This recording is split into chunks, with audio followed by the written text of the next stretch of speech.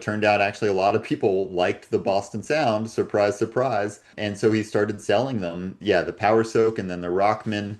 And, yeah, I mean, you can start listing off rock albums from the 80s that, made use of the Rockman. It was just this little headphone, Walkman-sized headphone amp. You no longer needed your big Marshall stack. You could just plug in a pair of headphones or plug it directly into your rack to record straight from a guitar.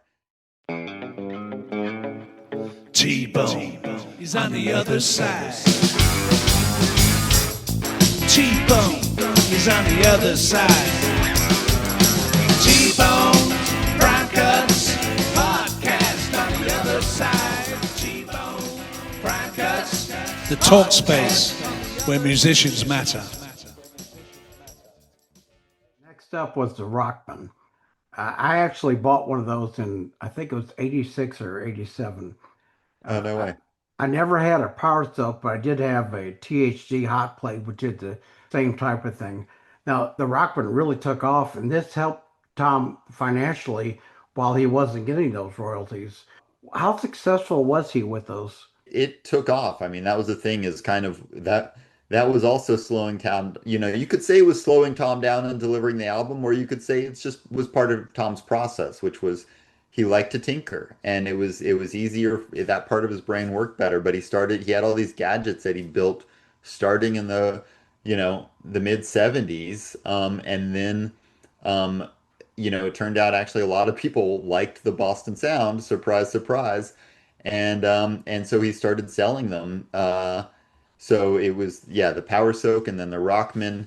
And, yeah, I mean, you can start listing off rock albums from the 80s that, made use of the Rockman. It was just this little headphone, Walkman-sized headphone amp that you could just, you no longer needed your big Marshall stack. You could just plug in a pair of headphones or plug it directly into your rack to record straight from a guitar.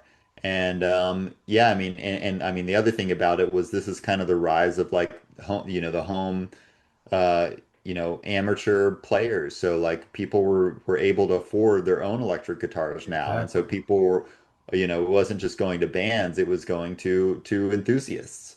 So I have a figure that they were making up to around $6 million a year at one point. Yeah, this was it was a product. It wasn't just geared toward the professional, but also tons of people just played at home. We had them. And matter of fact, you mentioned in the book, one of my friends, Elliot Easton of the Cars, that he was just right down the street and went and got one in person. Yeah.